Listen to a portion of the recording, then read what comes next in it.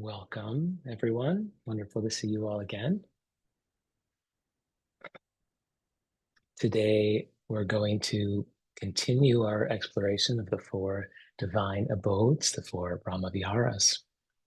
And the focus of our discussion today and the focus of our practice is Mudita, which translates as sympathetic joy. So, what is sympathetic joy? Sometimes it's called appreciative joy. Mudita is the quality of rejoicing in the joy of others. And there's not really a perfect English equivalent word, a single word that encompasses what mudita is all about. So it's commonly translated as sympathetic joy. That's as close as we can get. But essentially, it's the quality of vicariously or sympathetically experiencing joy when someone else is experiencing joy or happiness. Much as compassion is a quality of caring or loving kindness turned towards someone's suffering. Mudita is caring or loving kindness that's turned towards the joy of others. Isn't that a relief? To me, that's such a relief. We don't only have to turn towards suffering, we can also turn towards joy. Because joy is also happening, right? It can be just as much a part of truth or reality as anything else, and just as much an important part of reality as suffering is. One of the teachers that I really like, Anam Thubten Rinpoche, he says, "Joy is our original nature." So this is natural. The way that I think about it is, I don't know if you've experienced this in person or you've seen videos of this, babies laughing. To me, that's like the perfect representation of joy as our original nature. Of course, babies also cry. Babies have all kinds of experience. That's also part of our original nature. Um, but a baby laughing, it just feels so pure and so true to who we are. And if you're ever in a bad mood, I invite you to go onto YouTube and watch 10 minutes of videos of babies laughing. And make sure you don't watch anything else that pops up. Don't click on all the other videos. Just watch babies laughing. And you'll find that it's contagious. Uh, Jack Kornfield says that mudita is the joy and happiness experienced for oneself and others. This joy is born into everyone, but it's not limited to the innocence afforded in childhood. It's alive in all of us. And mindfulness is the gateway. Meditation allows us to be present for ourselves, for each other, and for the wonder and beauty of our mysterious incarnation. So the joy itself is natural. It's our original nature. And so is sympathetic joy, mudita, the contagiousness of joy. That's also natural. I love this quote, joy is our original nature. So perhaps when we turn towards joy, we're actually seeing something even more true, even more ourselves. And from this understanding, from this perspective, suffering is the interference that gets in the way of seeing our original nature. There's a lot of focus on the heart practices that centers around compassion and loving kindness practice. And the practice of mudita is often overlooked or it's kind of discussed less. I'm not really sure why, but it's an important quality to cultivate. And it's important that we give ourselves the opportunity to reconnect with this part of ourselves. And then not only experiencing joy within ourselves, but um, also showing up with presence and tenderness to the joy around us. When somebody else is happy, mudita is a quality of heart that allows us to truly rejoice as if we were experiencing joy ourselves.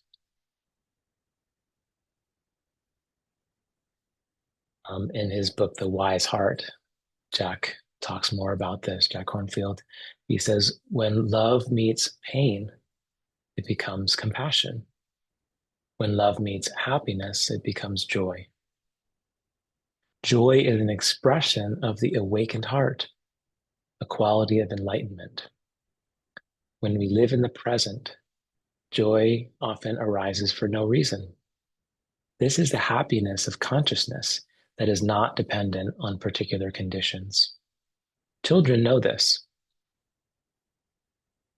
And then he talks about this story about Maurice Sendak, the author of Where the Wild Things Are. Maurice Sendak describes how enthusiastically children write to him. One day, a little boy sent me a charming card with a drawing. I loved it. I answer all of my children's letters, sometimes very hastily, but this one I lingered over. I sent him a postcard and drew him a picture of a wild thing on it. I wrote, Dear Jim, I loved your card. Then I got a letter back from his mother, and she said, Jim loved your card so much, he ate it. That to me was one of the highest compliments I've ever received. He didn't care that it was an original drawing or anything. He saw it, he loved it, he ate it. Uh, so then Jack goes on. He says, some people mistake Buddhism for a pessimistic view of life. And certainly the Noble Truths teach about suffering and its causes. Yet how many of our greatest teachers, Ajahn Chah, Mahagosananda, Ananda Maitreyi, the 16th Karmapa, Dalai Lama, how many of our teachers had a marvelous, easy laugh and an infectious sense of joy? Many of us are conditioned to fear joy and happiness, yet joy is necessary for awakening. As the Persian mystic Rumi instructs, do not sit long with sadness, my friend. When you enter a garden, do you look at the thorns or flowers? Spend more time with roses and jasmine. So I really like that one because there's always so many thorns. And we can choose to look at them or we can choose to, spend time with the roses and jasmine. And Jack tells another story here. He tells a story about Deborah Chamberlain Taylor, and she's a Buddhist teacher and colleague. And she was telling the story of a community activist who participated in her year-long training for people of color. And this woman had experienced childhood of poverty and trauma and abuse, and she had faced the death of a parent, illness, divorce from a painful marriage, racism, single parenting of two children. And she talked about her years of struggle to educate herself and to stand up for what she believed. And she described how she had become a radical to fight for justice in the local and national politics. Finally, at the last meeting, this woman announced, after all the struggles and troubles I've lived through, I've decided to do something really radical. I'm going to be happy.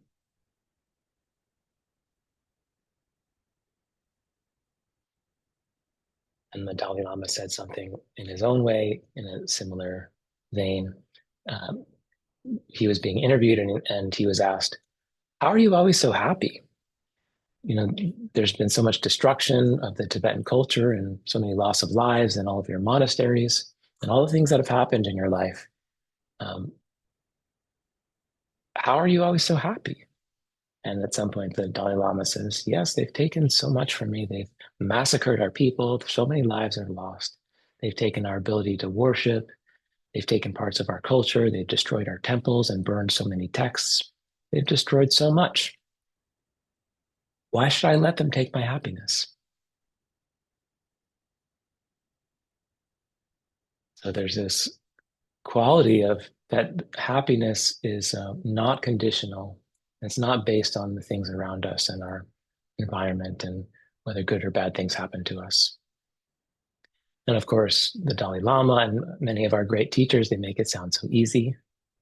Um, and it's not so easy all the time. There can be many obstacles to experiencing mudita. Um, and so the first obstacle that I want to talk about is our difficulty or inability to connect with joy within ourselves.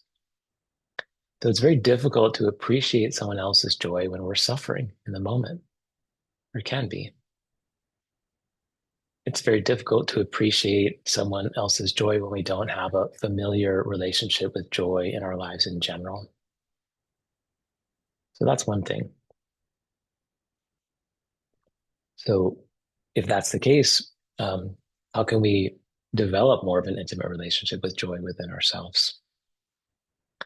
And that becomes a focus of our practice, maybe. So there's many other obstacles. One of the what's called the common enemy of mudita is envy. Envy is a quality that can really get in the way of experiencing joy for others. And again, this can come up when we're disconnected from our own joy. We will have thoughts like, why do they get to be happy and not me? And they're kind of sneaky. Sometimes they don't like really show themselves that clearly, but if we really pay attention, there might be an undercurrent of envy, like wishing that we were the ones that were feeling happy in that moment. And envy can especially come up around someone with whom we have a difficult relationship, someone with whom we have a difficult relationship. My grandmother would have been very proud of that sentence. My maternal grandmother, Norma Khan, she she died about no, almost 10 years ago. And at her funeral, I was in Philadelphia at my aunt's house with the whole family, and one of the family friends came up to my mother. And she said, "This is a story that maybe is not related." She said, "One of the things I always remembered about your mother is that she never ended a sentence with a preposition. I always wondered, how did she think that's far ahead?" So I don't usually talk like that, but once in a while I feel the spirit of my grandmother, and I don't end the sentence with a preposition. There you go. Anyway, what was I saying? Um, so the difficult relationships, yeah, difficult relationships. Yeah, we might really struggle to appreciate their joy. We might judge them, or we might minimize their happiness or success. And we might have thoughts like, well, it won't last. They'll see. They'll learn that everything is impermanent. And that can also be really sneaky, when there's someone that we have a challenging relationship to really not be able to appreciate their happiness and their success. When I talk about it, it sounds ridiculous, right? And when I say that out loud, it sounds like, why would we ever do that? But I know that I've done that, and I can attest that that happens to me and probably happens to all of us in different ways. So when we notice ourselves doing this, this is the great opportunity to practice and to practice mudita and begin cultivating sympathetic joy, which can free ourselves from the grips of jealousy or envy. Another common enemy, excuse me, another common enemy of mudita is greed. So greed is talked about in Buddhism as one of the three unwholesome roots or the basic causes of suffering: greed, hatred, and delusion. So with greed, we tend to reach for more before we've even appreciated the moment we're in. So it's like we take a bite of food, and while we still have food in our mouth, we're taking another bite of food on our fork and putting it in our mouth before we finish chewing. And this is normal. Most mammals do this. Most mammals eat this way. If you have cats or dogs, you've probably witnessed them just, eating. They just shovel it into their face as quickly as they can. It's like an instinctual feeling, right? Or if you ever seen a wild animal eat, it's the same thing. It's like survival. They just have to get it in there as fast as they can. And they don't savor every bite. They don't chew every bite 1,000 times and wait for every last bit of saliva to like go down their throat before they put another bite on their spoon. They just go for it.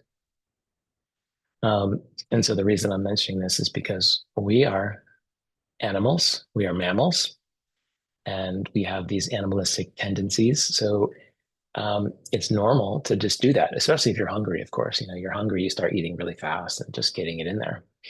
Um, so when we notice ourselves doing that, of course, we might judge or shame ourselves, but I invite you to not judge or shame yourself. Um, you're just having an instinctual moment. And then when you notice yourself doing it, it's an opportunity to have more mindfulness and to slow down and to practice and to savor the moment, experience the potential joy there um, before you reach for another bite of joy.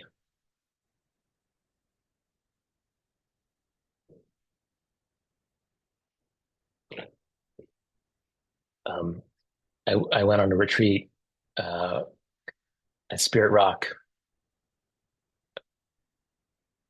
around New Year's time last year. And normally, when I go to a retreat, it's kind of difficult the first day or 2 or 3 days. I'm kind of uncomfortable and there's pain or restlessness or I'm distracted. And it takes like a little bit to kind of slow down and to get into the retreat mode. And this time it was different. I just dropped right in. It was like amazing. It was an amazing, blissful moment where I just was there and it was like I just felt there. And one of the teachers, Eugene Cash, was on the end of the first day. He asked the group of 100 people, he said, um, is anybody having an easy time? And I kind of shyly raised my hand. And we're not allowed to talk, so I didn't get to explain myself. I didn't get to say, it's usually not like this for me. Don't worry, like it just happens to be good this time, I just raised my hand, and no one else in the room raised their hand, which is normal. It's just it can be hard. But there I was having a good time, and everyone else was kind of struggling. And I didn't think anything about it. The retreat went on. And at the end of the retreat, after 7 days of silence, they said, okay, well, now you're allowed to talk if you choose to. And I took one step out of the meditation hall, and this woman came like beelining towards me.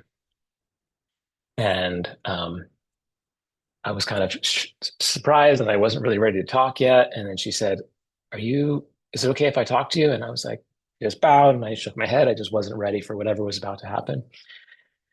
And then, we went on with our day. And then later in the day, before we left, she approached me again. And I was like, okay, I'm curious. What do you have to say to me? You seemed really excited to talk to me. And she's like, well, I just had to tell you the first day when you raised your hand and you said that you were having an easy time, I was so pissed at you. Um, and she was having all these feelings and like really holding on to this resentment about me having an easy time and why she's suffering so much. And then she said, and then we happened to have this moment by accident where I was sitting across from you in the dining hall, and you were sitting there with your eyes closed, eating your food, and you were chewing so slowly, and you had this big smile on your face, and you were giggling to yourself. And then I saw it. I got it.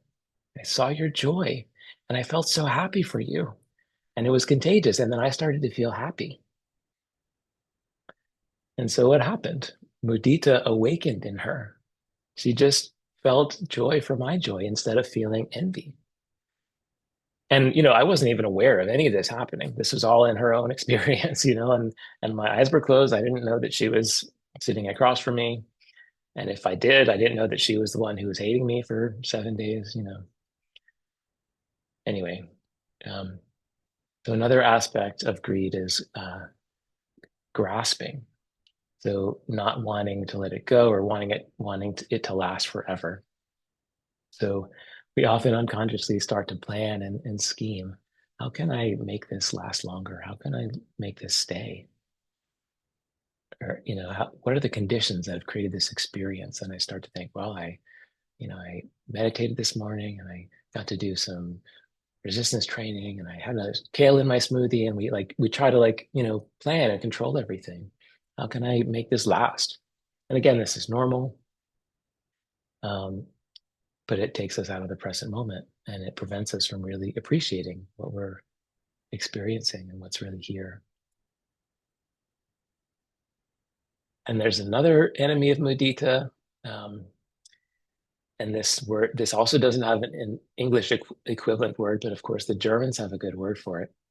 Schadenfreude. You know that word, Schadenfreude. So this describes the experience of finding joy in the failures or pain of others. And of course, we all know this is not a wholesome or a good thought or experience to have. Um, it, we've all experienced this in some ways in some time of our life. And if there's a difficult relationship or someone that we don't like, whether it's in our personal lives or some kind of famous person or politician or whatever, there's this part of us that can take joy in their failures. Um, so again, it's something that happens, part of our biology, part of our wiring, um, and we don't have to encourage it. And when we notice it happening, we can begin to transform that practice into more of a mudita cultivating practice.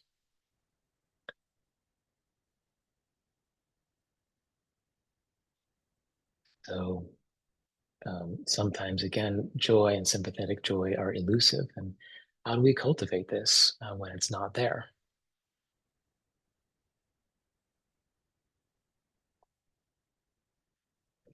One way that we can do this, and we've talked about this in previous classes, one way is to actually not try to cultivate or achieve anything or attain any particular state. So, what do I mean by that? So, in the same way that when we practice mindfulness in general, this can help bring about a natural state of loving kindness or a natural state of compassion or equanimity. Likewise, developing mindfulness or concentration can naturally bring about a state of joy and also sympathetic joy. In this case, we're simply paying attention to what is. And so in that moment, it might be there's not joy. So we might be noticing the absence of joy. And so if that's true, then we are present with that. If we can be present. What is it like to not feel joy? Or what is it like to feel greed or envy or schadenfreude or anger or grief or anxiety or boredom? So whatever is present, whatever is like really true for us in that moment, um, can we do our best to be with that?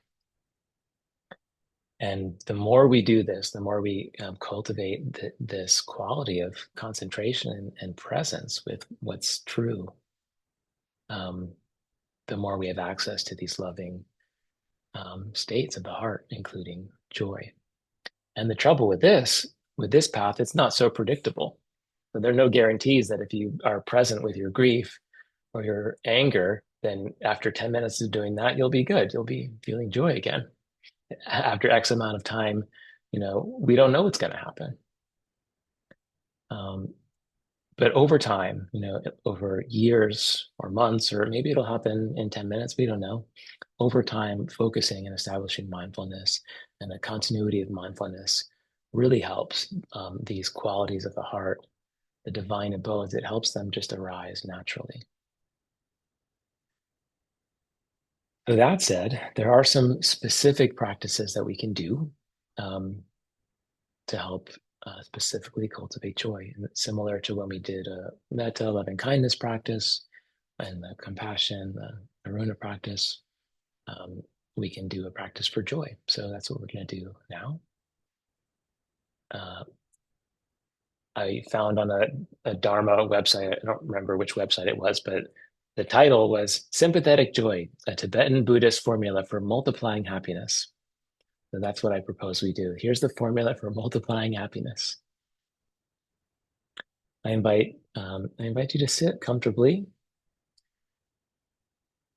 and you can sit upright if that's comfortable for you. I invite you to stand if you wish. You can even recline. They don't tell you you're allowed to recline, but I'm telling you, you can recline if you need to recline. You can lie down. Lying down is one of the officially endorsed postures of the Buddha. You can lie down, or you can walk. Turn off your screen and make this a walking meditation. What's important is that you give yourself permission to be comfortable.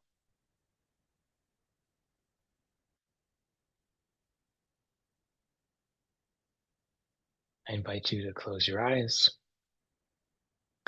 or if it feels better, you can leave your eyes open, whatever feels right for you right now.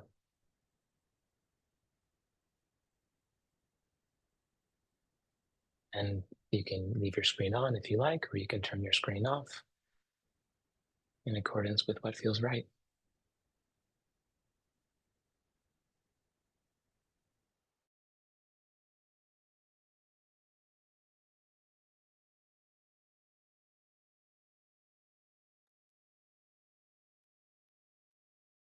So we begin with a basic mindfulness practice.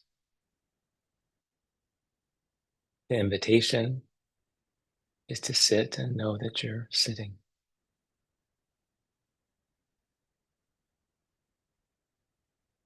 What is it like for me today to just sit here and know that I'm sitting?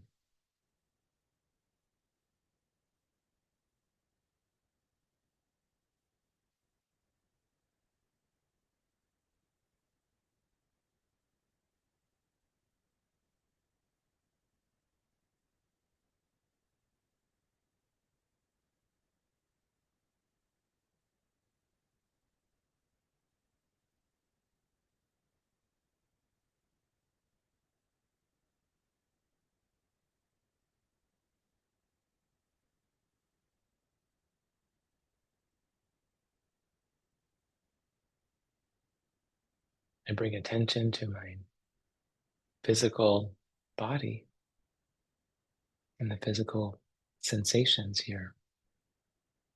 What do I notice?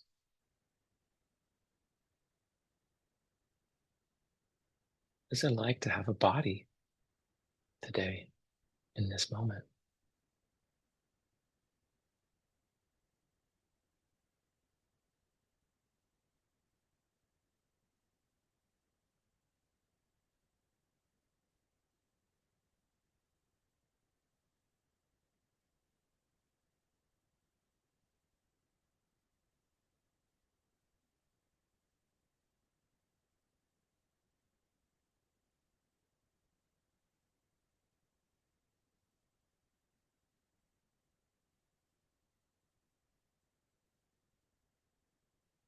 And the body breathes.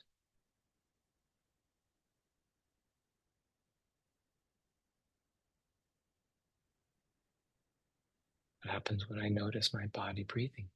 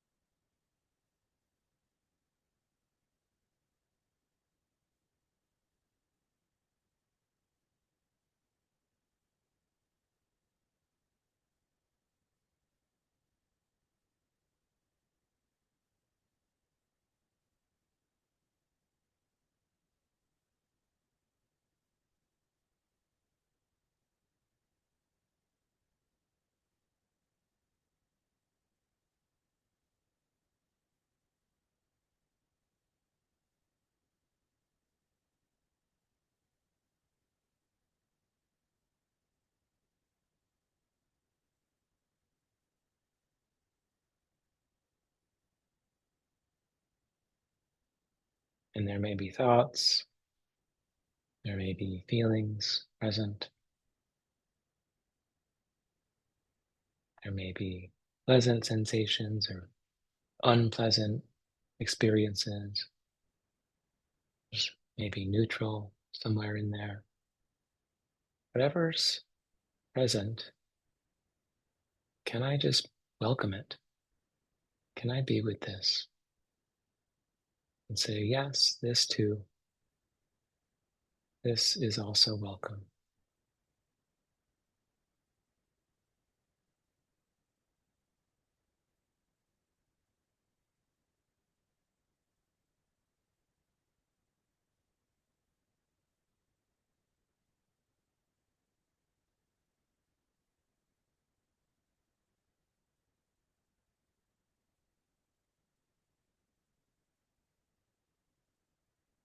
Now, I invite you to bring into your mind's eye or your heart an image of someone with whom you have a easy relationship.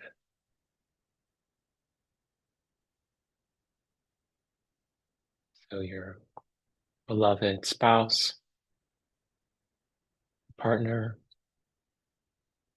or your cat, or dog, or horse, or turkey,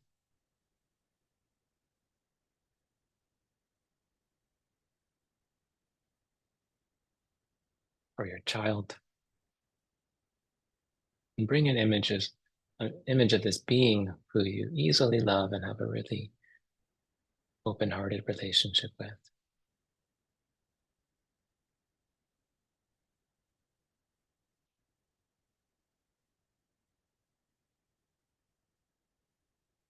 Remember, just as metta or loving kindness is a quality of caring for the well-being of others and ourselves. And when we turn metta towards suffering or pain, it becomes compassion. But when we turn metta or caring, loving kindness to joy, it becomes mudita. And so I invite myself to turn my caring, my loving kindness for this person. I turn it towards their joy in this case.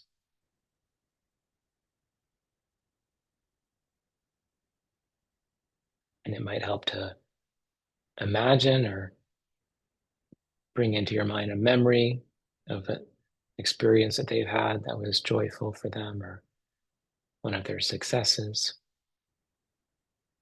Or maybe you can just picture their face smiling, or if they're a dog, just picture the way that they are doggy, just joyful most of the time, or their cat purring. Whatever it is, I recall their joy, their happiness, and I bring that into my art. And I bring my quality of loving kindness and care, I bring that to their joy.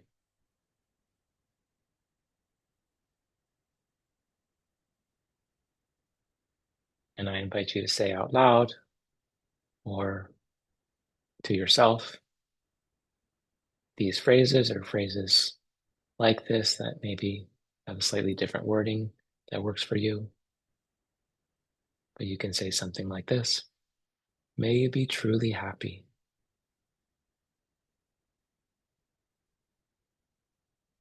May your happiness continue.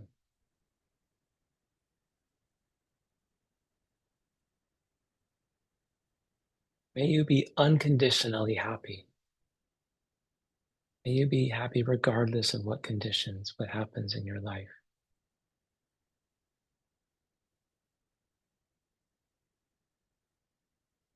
May you appreciate your joy and your happiness.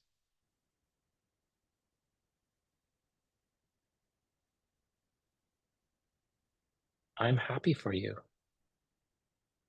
I'm happy that you are happy.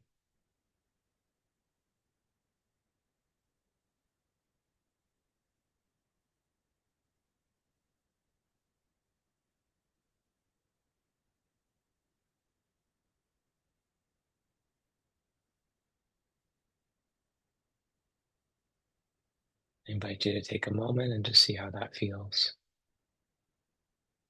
How is it to wish for the happiness of someone else and to rejoice in their happiness?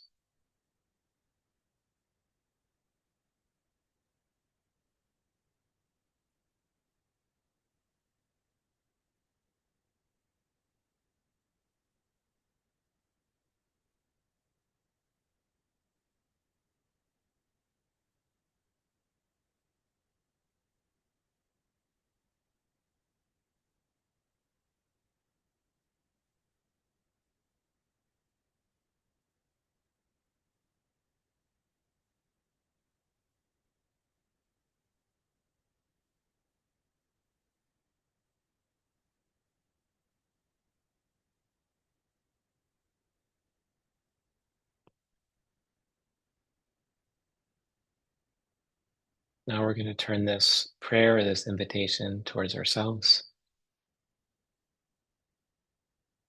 If it helps, I invite you to visualize the time in your life when you were really happy.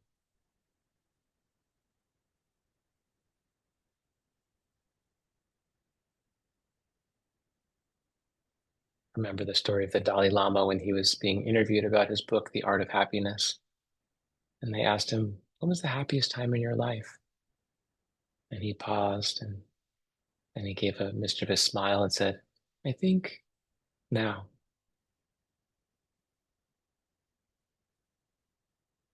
Maybe that's true for you. Maybe this moment is the happiest time of your life. I hope that's true. And maybe there's a happier moment that comes to your memory.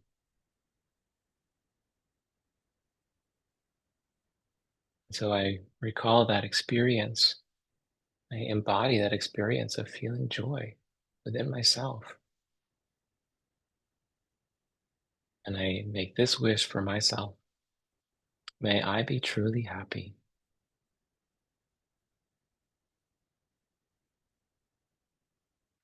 May my happiness continue.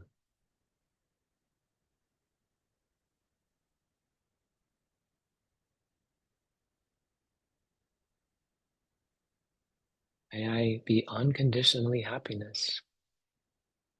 May my happiness not depend on what happens in my life.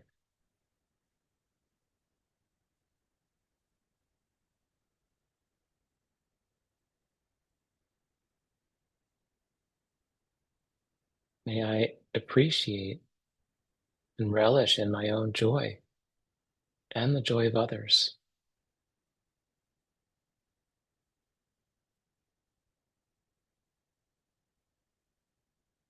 May I be happy for myself.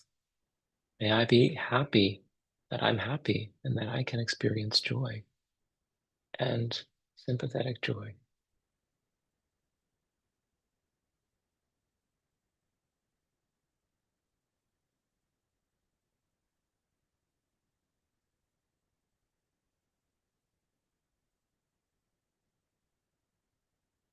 An invitation to become aware of your body and your breath in this moment, if that's available to you. And how is that? And I wish for joy for myself. Can I be with the feelings that come up?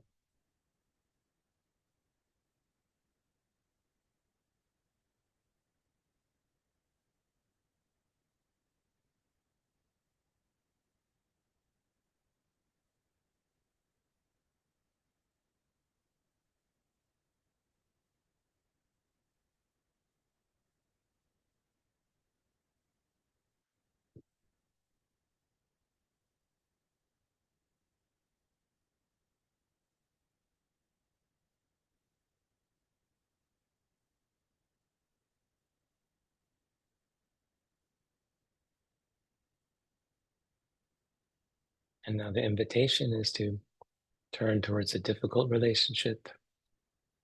You don't have to, that's not available to you tonight. But here's a challenge, an invitation to turn towards a difficult relationship. And again, this can be someone in your life. This can be someone who you don't know, but uh, you have difficult thoughts about because of their position in the world and their actions in the world. And so I make a intention to remember that regardless of what they do, regardless of the suffering they may or may not create, regardless of how sick they may seem to be, regardless of how they have affected my life, can I acknowledge that they too want happiness?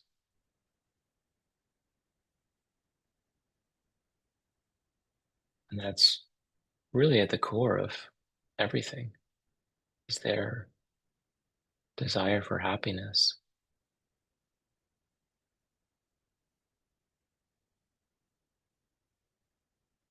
So can I remember this about them and can I want that for them?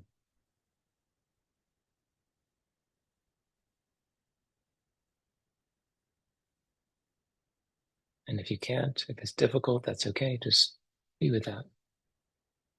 But again, we offer this prayer for them, for our difficult relationship or our enemies or nemesis.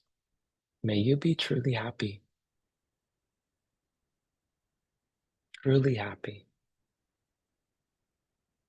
May your happiness continue.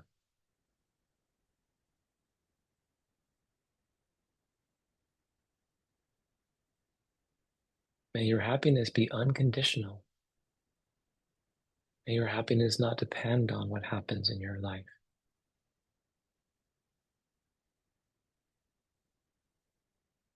May you appreciate your joy.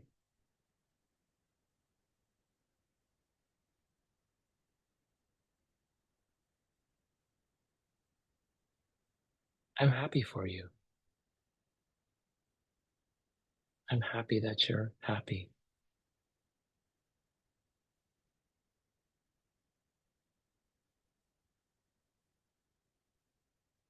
And I take a moment to let that experience settle. What do I notice in my breathing? What do I notice in my physical body? What feelings are present?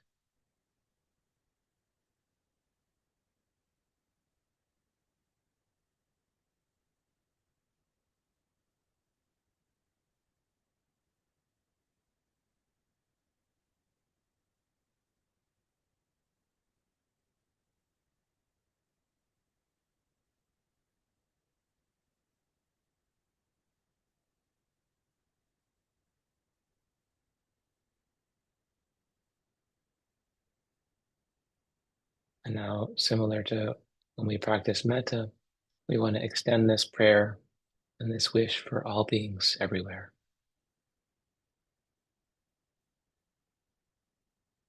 So I hold this wish, this possibility, or this prayer.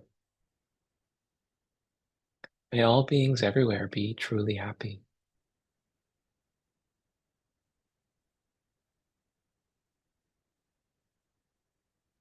May their happiness continue.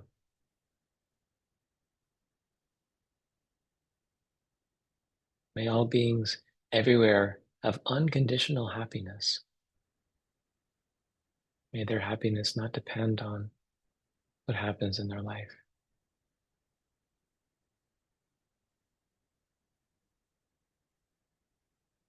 May all beings everywhere appreciate their own joy and the joy of others.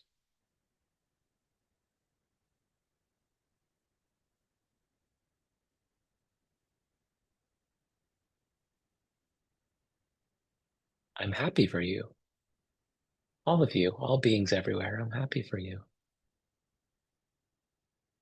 I'm happy that you're happy.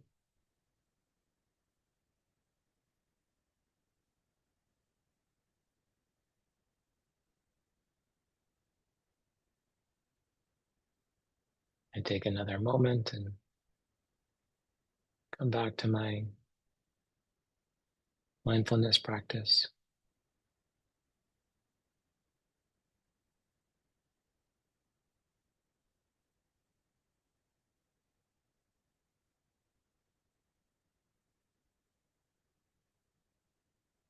What is it like to wish for joy and sympathetic joy for all beings everywhere?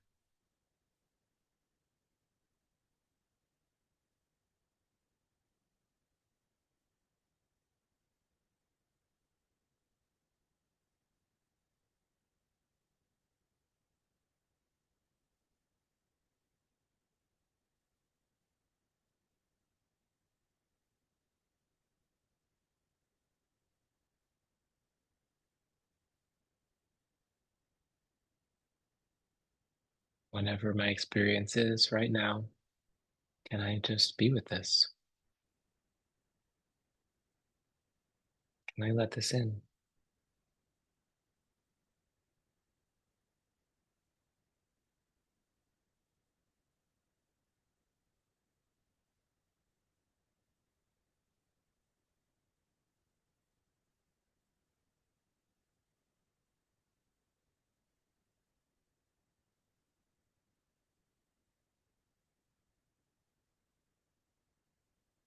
When you're ready, I invite you to begin to bring a little movement into your body. You can wiggle your hands or your feet or reposition yourself.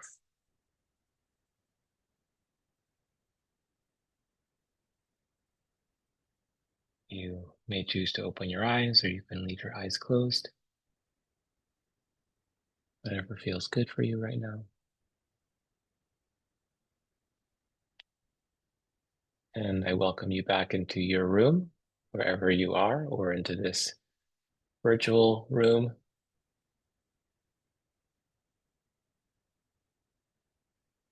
Just occurred to me how dark my lighting is. The sun is going down, and I don't have as much natural light in here. Okay, um, so now's the time that I like to invite questions or comments or reflections. I don't know if you remember last week, we had this lovely meditation together, and then I opened the floor up for questions, and everyone was so peaceful and quiet. No one had anything to say. And I was in that particular day, I was in a room with other people present because I just finished teaching a class, and they didn't have anything to say. So I said, okay, let's have a good night. And then as soon as I turned off the screen, everyone had a lot to say in the room. There was a very long discussion, and we stayed for like a half hour talking about it. But maybe if we were in person, people would feel less shy. No pressure, but if there's anything to say, you're invited.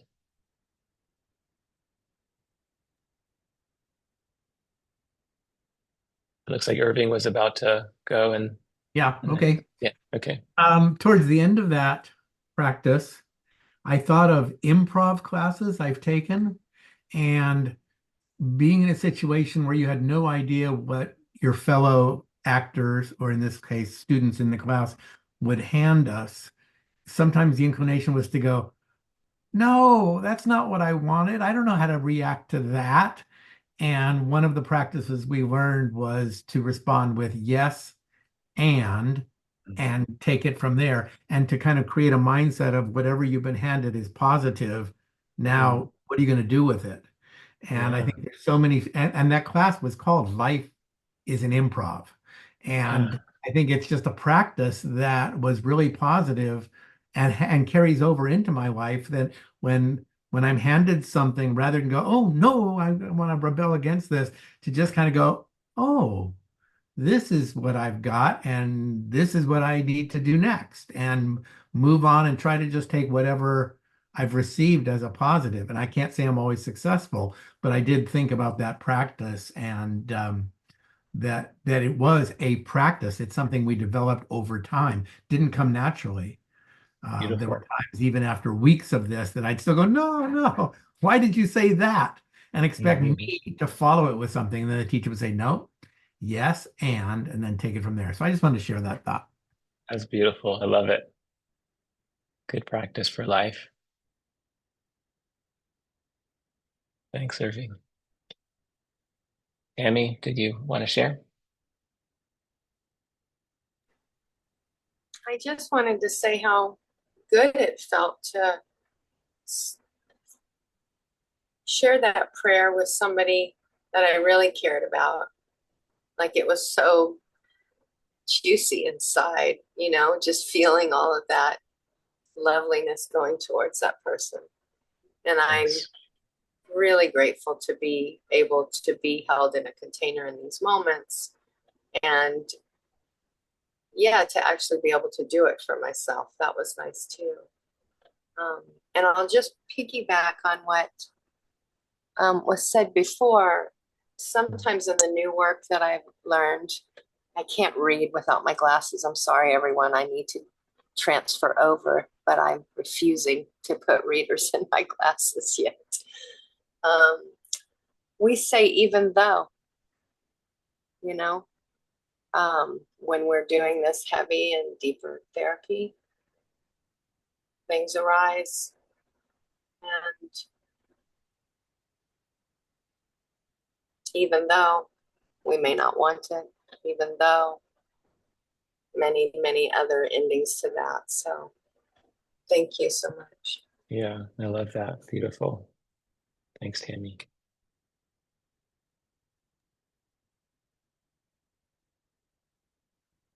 Joanne, yeah, go for it. Um, from the beginning of what you said, David, I've been puzzling over an idea of, can I make joy my default? Mm, 'Cause I've always thought about joy as being the result of something, as opposed to a state that I hold, that sometimes gets disturbed, but and I think you're mentioning babies, laughing, and that is a state in a natural dimension, of being, that they stay tuned into or connected with, and I'm just sort of puzzling with that. And then the other thing was, when you were going through, these are the obstacles for Mudita, or for joy. Um, one that kept butting in for me was, I think that multitasking is one of those things that really keeps me from just sitting with joy. It's like joy isn't enough in itself. I should be doing something else along with it. Or joy is kind of a background to doing something else. And so those two things are kind of rattling around for me. yes, beautiful. I mean, there's so much wisdom in what you're saying. Um, I want to say a little bit about both of those things. Uh, James Barris, he's a wonderful teacher, and he teaches a course called Awakening Joy.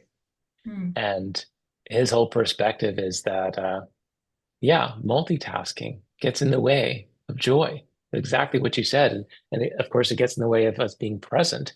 And when we are present in the moment, there is a natural joy there. And, his whole invitation is unitask, do one thing at a time.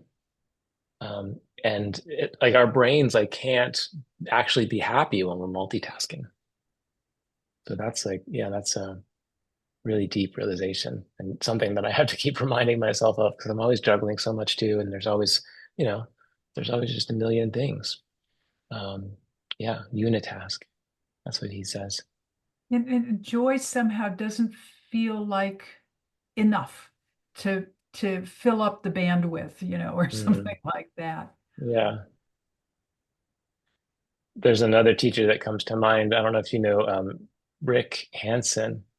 He's a he's a neurobiology teacher at UC Berkeley, and he's also a Dharma teacher.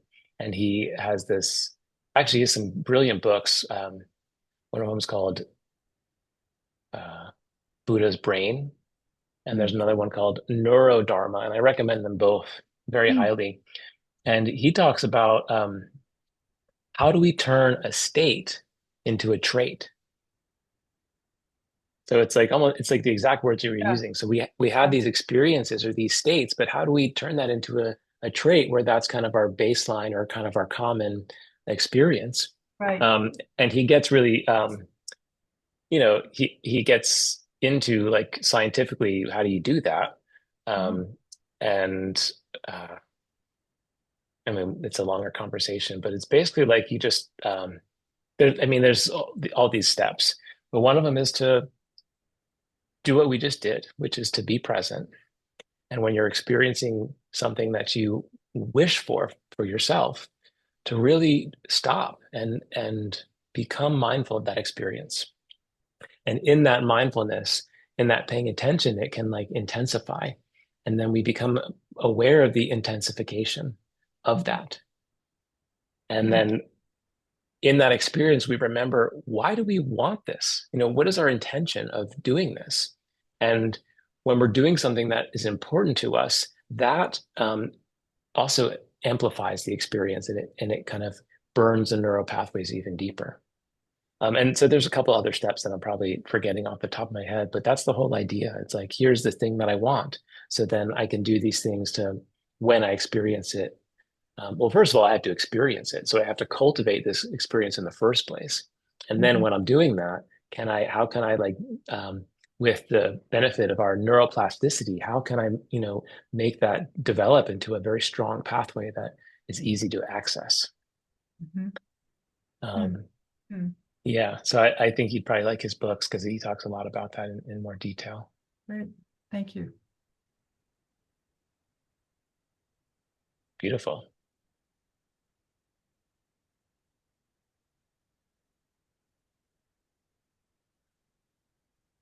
Yeah, go for it. I don't want to monopolize, so I wanted to wait just to see if anybody else wanted to share anything. But one of the things that came to me as you talked about the people that you have trouble with and wishing them happiness reminds me of an episode that I had this week, and it relates back to week 1 of this 4-week series when you mentioned seeing a particular truck that had a particular ad glorifying a particular candidate.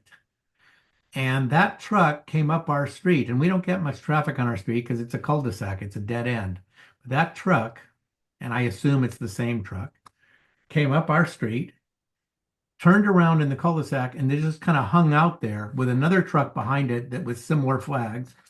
And I thought, what are they doing looking at our house? And I was very suspicious. And I went outside.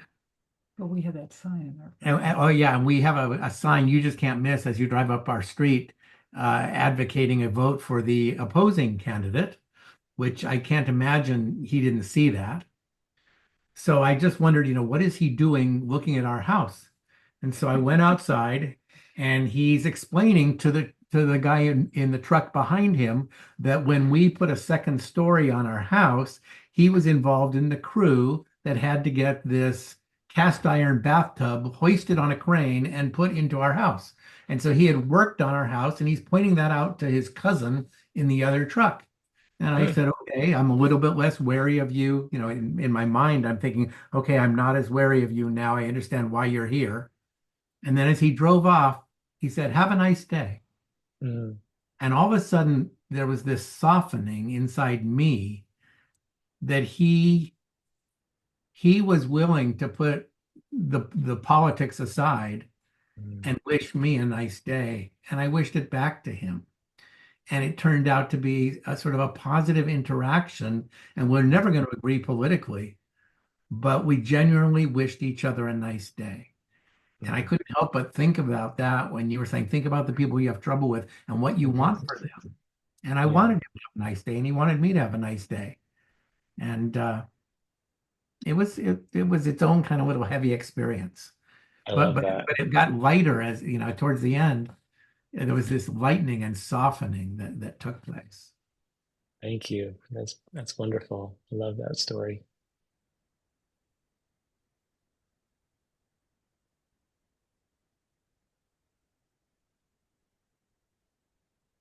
I kind of regret telling that story because now everyone who sees that truck tells me about it, and it has like a big thing.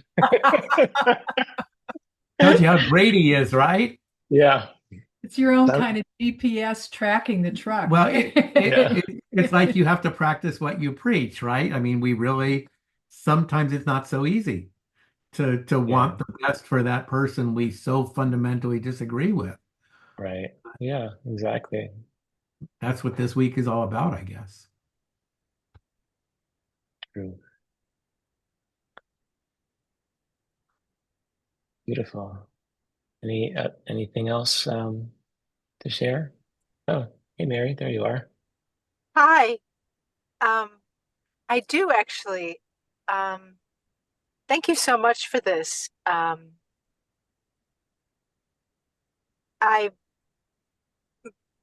have noticed how the political temperature in the country um, can hijack my nervous system. And I've realized that the practice of metta or loving kindness, that the only way for me to step out of that anxiety and not be colonized is to actually practice it for the quote people on the other side. Yeah, It's the only thing that does it for me. And um, when we got to the part where pick someone that's difficult to do this for, I didn't at first pick that, but I thought, wow, what an amazing thing to expand to the places that scare me. mm, What a great thing to change the frequency, right? And not live out of that fear, no matter how real, no matter how much evidence there is to the contrary. And I thought I would be more joyful, right? More joyful to do that than to live in the in a that other frequency, right? yeah, And I was thinking about joy as resistance, actually, like, right, like to I'm going to stick with love regardless of what it looks like all around me. And your phrase that you said, that may your happiness be unconditional, mm, not subject to the context, right. which feels extremely aspirational. I'll say that. But what a beautiful idea, phrased in a way that is from a different spiritual tradition. I think it's so clear what Mm, you're proposing, and I appreciate it.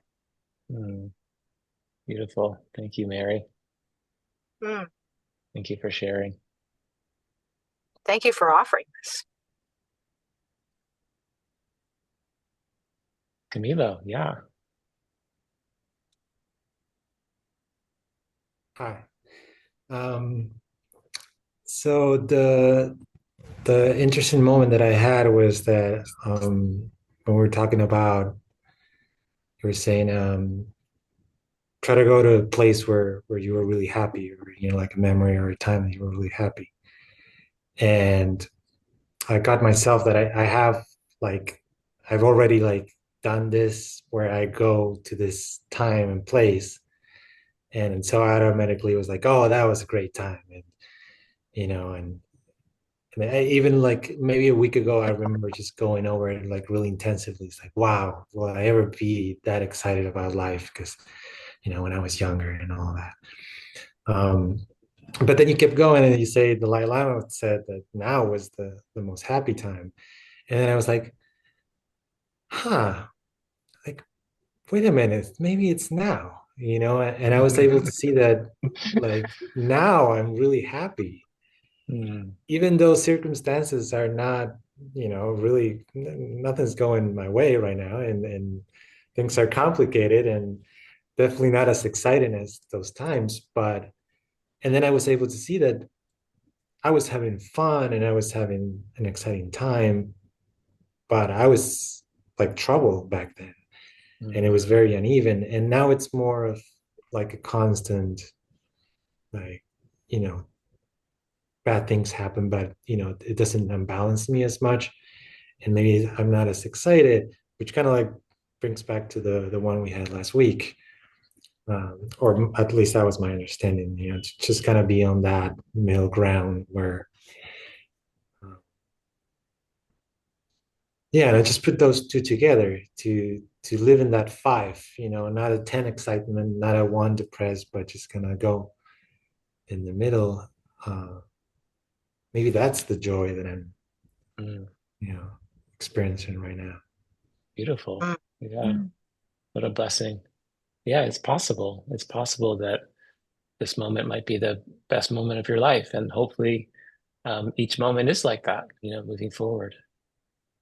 And once we get a taste of that, which maybe we all have, feeling happy or content or in the middle, regardless of what's happening around us, even if you get a little taste and it doesn't last, it's like, oh, it's possible, and that can be like a profound shift. Yeah. I'm happy for you, Camila. I'm happy for your happiness. All right. Um, I want to just acknowledge that we're running a little over, so if anyone needs to go, I understand and appreciate that. Um, I wanted to share that there's been some interest in doing like a continual, some semi-regular Sangha, and so my idea is to do like a once a month thing. So this is my plan. First Wednesday of every month, we do a sit together, and no obligation. If it doesn't work, come. If it works, you can come. And maybe I won't talk as much. We'll just do a practice, or maybe I'll say a little bit, but then let's practice together. That's my thought. And I like it. yeah, okay. And if people show up, then we'll keep doing it. I like this. It's so meaningful to me to get to practice and share space with like-minded, beautiful people, and so I'm very happy to make this part of my life regularly. I want to express my gratitude for the time and thought you put into each of these. Mm. Mhm. And I want to encourage you to say just a few things. Maybe it doesn't have to be as demanding as I suspect these have been. But you've really set us up well for each of these, David. And I want to thank you for that and ask you to, do a little something that points us in a direction that'll help us to be together. Well, I would be happy to do that. Thank you. Thanks for asking. And I appreciate the permission and the appreciation. Okay. Well, thank you. Thank you all again. Lovely to be with you. And I wish you all a lovely rest of your evening. And Thank you. oh, so the first Wednesday would be next week. So I'm not going to do that. But Okay. so starting in November, that's my thought. Okay. We'll do first Wednesday, kind of, and I'll send out an email, but we can kind of think about that as the flow. Great. Okay. Thank you. Thank you. Good night. Good night.